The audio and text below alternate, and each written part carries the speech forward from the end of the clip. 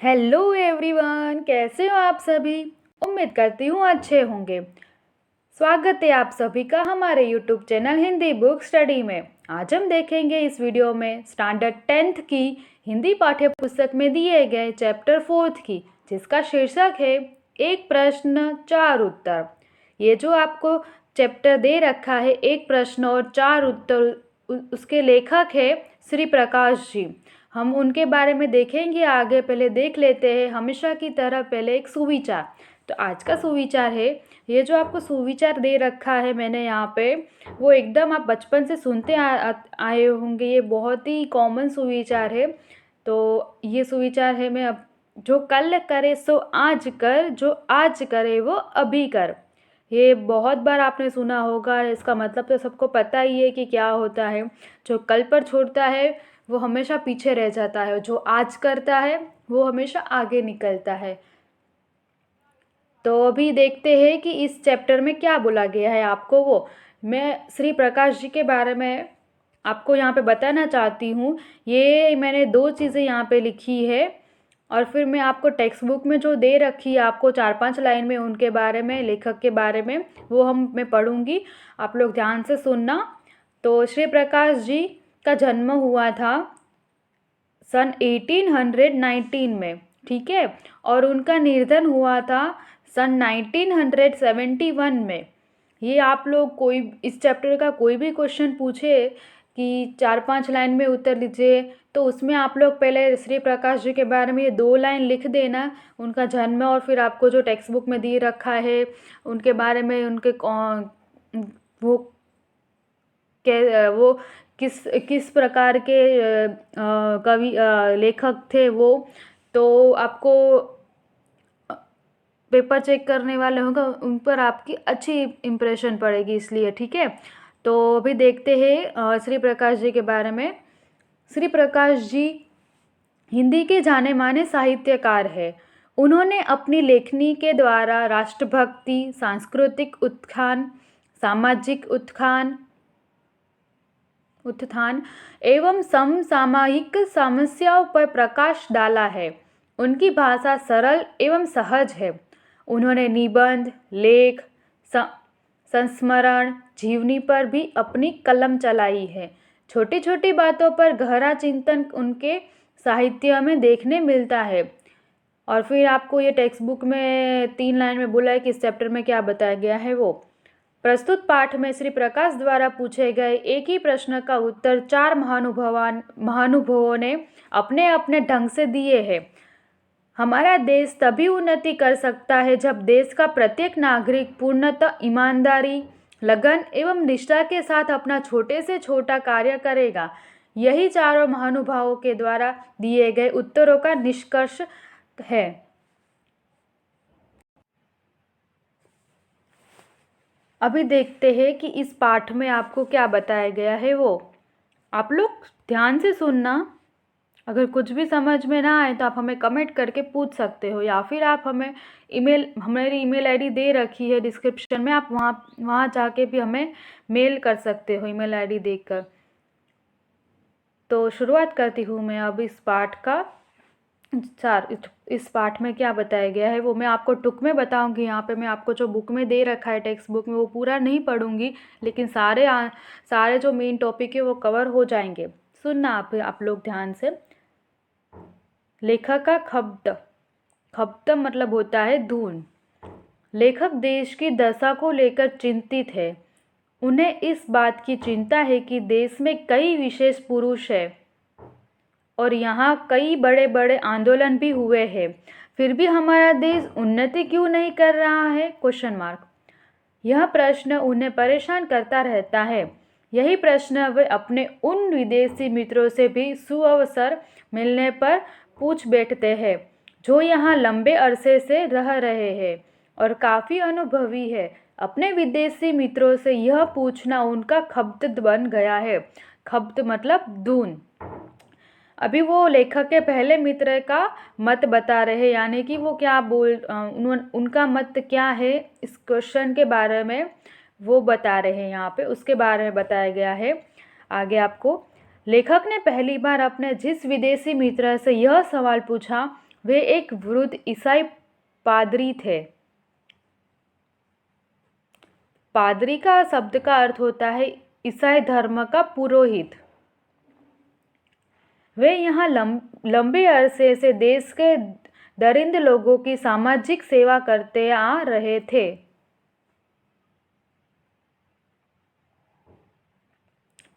आगे आपको बोला है, उन्होंने लेखक के प्रश्न के जवाब में कहा कि यहाँ के लोगों को अपने काम का गर्व नहीं है, इसलिए देश की उन्नति नहीं हो रही है। उनके अनुसार यहाँ के लोग की कथनी और करनी में बहुत अंतर है। वे उदाहरण के रूप में नौकरियात के लिए आवेदन पत्र करने और नौकरी मिलने पर गुट बनाकर मालिक के साथ दुर्व्यवहार करने की बात बताते हैं। वह कहते हैं कि यहाँ के लोग आवेदन पत्र में अपनी निष्ठा और मालिकी की शुभकामना की प्रतिज्ञा करते थे, पर नौकरी मिलते ही मालिक के खिलाफ षड्यंत्र रचने लगते हैं। अन्य देशों में लोग इस प्रकार का व्यवहार नहीं करते। वे साधारण शब्दों में प्रार्थना पत्र लिखते हैं और स्थान मिलने पर जान लड़ाकर काम करते हैं। फिर नेक्स्ट आपको बोला है लेखक की सहमति।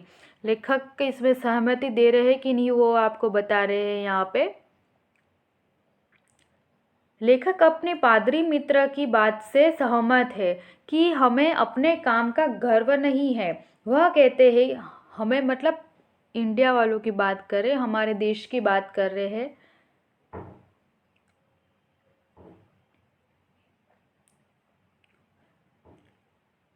वह कहते हैं कि हमारे देश की परंपरा में अपने काम का गर्व करने का आदेश है, पर हम उसे भूल गए हैं। इसका कारण है हमारी लंबी दास्तां काम का गर्व करने की परंपरा पर ही आधारित है। हमारे यहाँ का जाति भेद आज भी लोग विशेष तिथियों पर अपने औजारों और बहियों की पूजा करते हैं।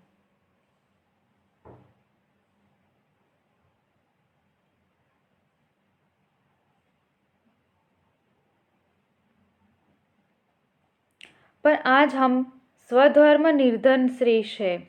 आपका कर्तव्य करते हुए मर जाना श्रेष्ठकार है। अपना कर्तव्य करते हुए मर जाना श्रेष्ठकर है का आदेश भूल गए हैं। स्वधर्म निर्धन श्रेय, ये जो आपको जो सेंटेंस दे रखा है उसका अर्थ होता है अपना कर्तव्य करते हुए मर जाना श्रेष्ठकर है। आगे आपको बोला है लेखक दूसरे मित्र से भी सेम क्वेश्चन करते हैं जो मैंने आपको फर्स्ट में बोला था, वो स्टार्टिंग में बोला था उस क्वेश्चन का। यहाँ पे वो लोग दूसरे मित्र से उनका जवाब पूछते हैं तो उनके मित्र ने क्या कहा वो वहाँ पे बताया गया है। लेखक ने अपने प्रश्न का जवाब जिन दूसरे विदेशी सज्जन से जानना चाहा वे ICSIAS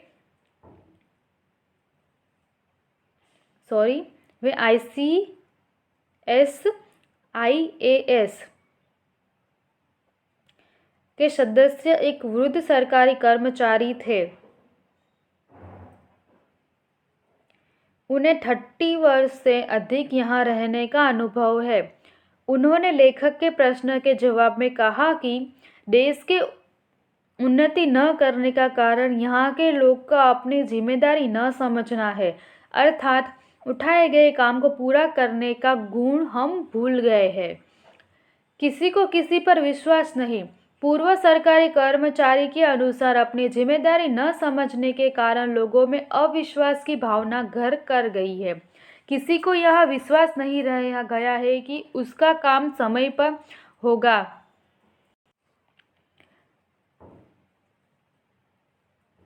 अथवा काम करने पर उसे समय पर मेहनताना मिल पाएगा। किसी को किसी के व्यवहार के बारे में विश्वास नहीं है। हर व्यक्ति अपनी सुविधा देखता है, दूसरों के कष्ट की किसी को परवाह ही नहीं है। यह सब अपनी जिम्मेदारी न समझने का परिणाम है। नेक्स्ट जो आप यहाँ पे आपको आगे इस चैप्टर में बोला है वो तीसरे व्यक्ति का जवाब, यानी कि जो प्रश्न लेखक ने पूछा था अपने तीसरे विदेशी मित्र से उनका जवाब में क्या, उनके जवाब क्या क्या बोला गया था आपके उन्होंने वो इस चैप्टर में आप आगे आपको बताया है। मैं आपको यहाँ पे बोल रही हूँ। लेखक जिस तीसरे व्यक्ति से अपना प्रश्न पूछते हैं वे 7-8 साल से भारतीय बनकर श्रद्धापूर्वक देश की सेवा कर रही महिला थी। उनके अनुसार देश के उन्नति न करने का कारण यह है कि लोगों का आलसी होना है। कहने का अर्थ यही कि यहाँ के लोग ने श्रम का महत्व नहीं पहचाना। यहाँ के लोग मेहनत करने में विश्वास नहीं रखते। यहाँ के लोग मतलब भारतीय लोग की बात कर रहे हैं। इसलिए यहाँ के लोग किसी क्षेत्र में सफल नहीं होते। ये जो आपको थर्ड जो व्यक्ति मतलब जो एक महिला ने जो लेखक की जो मित्र है उन्होंने बताया कि मेन आपको यहाँ पे पॉइंट ये बोलना चाहते हैं कि लोगों में आलस ज़्यादा है काम करने का। जैसे आज का हमने ये इस वीडियो का सुविचार देखा कि कल करे सो आज कर, आज करे सो अब कर। तो यही है कि आलस कर गए आप तो फिर वो काम रह ही जाएगा। अगर जब भी आपको याद आए कि ये काम करना है उसी टाइम कर लो, फिर क्या पता कल करने वाला काम शायद अधूरा ही रह जाए। इससे बेटर जब जो काम याद है वो कर लो, उसमें कोई चीज़ बात का आलस मत रखो। आगे इस चैप्टर में आपको बोला है,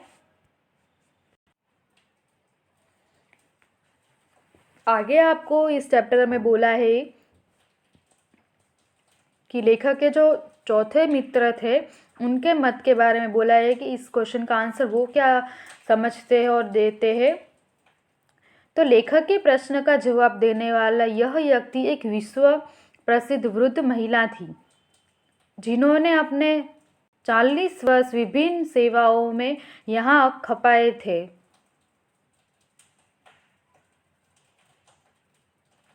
खपाए मतलब बिताए थे।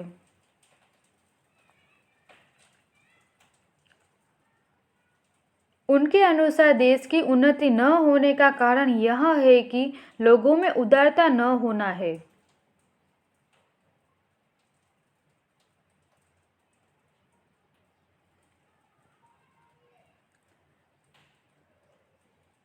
लोगों में उदारता की भावना न होने का कारण लोग खुद ही आगे रहना चाहते हैं, दूसरों को आगे नहीं बढ़ने देते। इसलिए अनेक योग्य वैज्ञानिक आविष्कार एवं अनेक औषधियों लुप्त हो गए। लुप्त का शब्द का अर्थ होता है गायब, अदृश्य।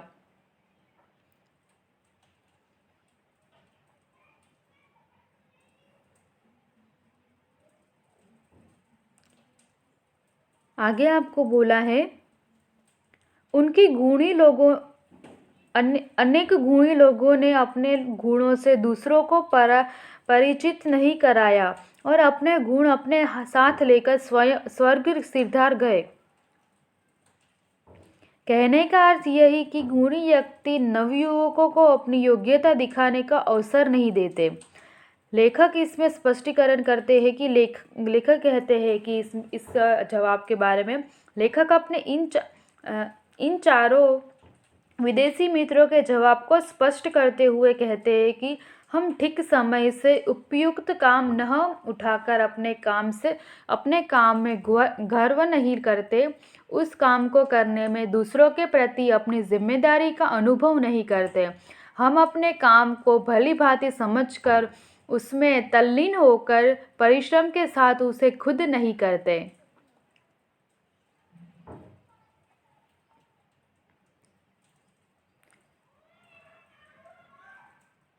हम अपने गुणों उदारता के साथ दूसरों को नहीं सिखाते, इसलिए हम स्वयं अपनी बर्बादी कर रहे हैं।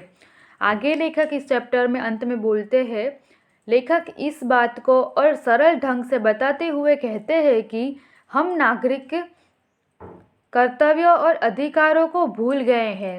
हम बड़े से बड़े नेता के कहा अनुसार नहीं चलते, उनके आदेशों को अनुसार अपने जीवन का संगठन नहीं करते। संगठन शब्द का अर्थ है व्यवस्थित करने का कार्य। यही कारण है कि हम वही के वही हैं, हमारा देश उन्नति नहीं कर रहा है।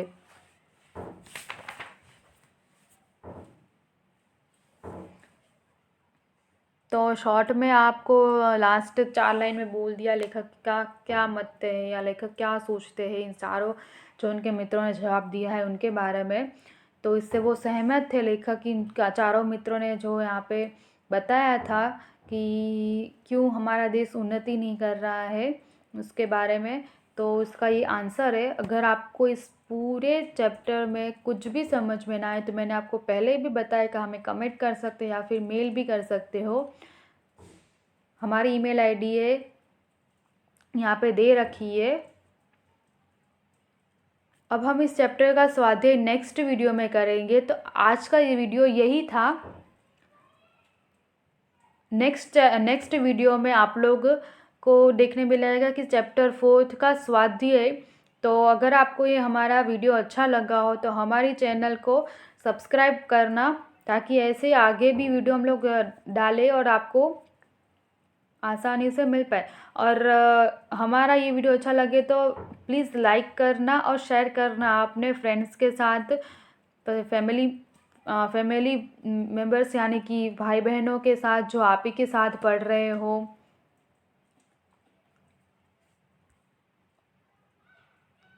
Thank you for watching our video.